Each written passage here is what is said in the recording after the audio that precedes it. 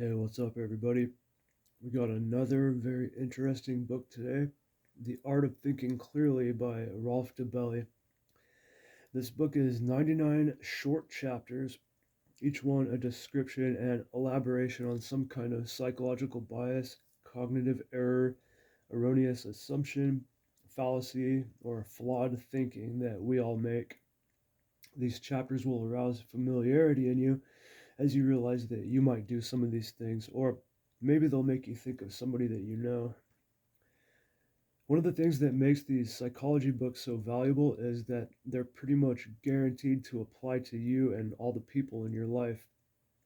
Some examples of the material covered here are the sunk cost fallacy, the paradox of choice, neglect of probability, the gambler's fallacy, cognitive dissonance, information bias, the law of small numbers, the volunteer's folly, the fallacy of the single cause, and many, many more.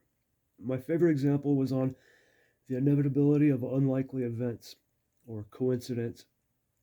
When some rare coincidence occurs, people can be quick to jump to mystical explanations, but the way we approach the event is usually fraught with bias. Let's say you have a dream about a friend you haven't seen in a long time, and then 2 days later she calls you out of the blue. This is just the type of thing that people want to explain with mystical forces, but we can take a logical look at the biases involved. Here are the facts. You haven't seen the person in a long time. You had a dream in which they appeared and they called you 2 days later. Now let's consider the information that is likely to be ignored because it doesn't support the mystical explanation. Information that makes it a little less of a rare coincidence.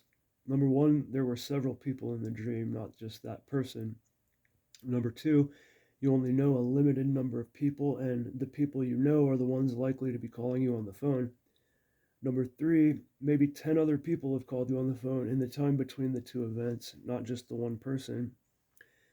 Number four, any of the people in your dream you didn't know wouldn't be counted as remarkable anyway. Number five, what about all of the thousands of other dreams you've had that weren't followed by a related event? Imagine you roll a dice 10,000 times. You would expect to roll some interesting sequence, like a 1, then a 2, then a 3, then a 4, then a 5, then a 6, or something special like that eventually. That doesn't make it mystical, it's just numerical probability. In fact, if you roll a dice, say 5 times, any sequence of numbers you land on is exactly as probable as any other sequence of numbers you land on. Number six, how many people have appeared in your dreams with whom you couldn't form some link to events in reality? It's a confirmation bias to neglect factoring them into the inspection of this event. Number seven, just what is the minimum amount of time between two events allowed to still count as an unexplainable or mystical event? If they called 3 days, 4 days, or 5 days after, would it still be as amazing? Number eight, out of the gigantic number of dreams you've had, you should expect that once in a while some rare coincidences will occur. Number nine, what about the other long periods of time between contact you and anyone else which weren't linked by a dream? So you can see we can just keep asking questions and that reveal that maybe this isn't as much of a magical phenomenon to dream about an event and then it end up happening. Even if it is improbable and very well timed.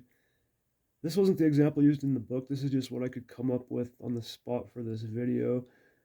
This phenomenon was also very well explained by Richard Dawkins, and I think it was his book, The Magic of Reality. I can't remember for sure which book it was, but the art of thinking clearly does a really good job examining this and many, many other things. You're going to be thinking, man, if I can spot these behaviors or anticipate them before they happen, I can make better decisions and set myself up for a better understanding. There's a lot of material in this book, but thankfully the audiobook is available and I'd recommend listening to it regularly. The audiobook is on Spotify, but if you don't have Spotify, it's also on YouTube at the time of this recording. This is the kind of thing you can listen to in the shower, while driving, or doing the dishes. You can listen to it out of sequence. You can do one chapter every day. Each chapter is really short. The book is most certainly worth reading. If you're already familiar with this kind of material, I'd still listen to it on Spotify just as a refresher.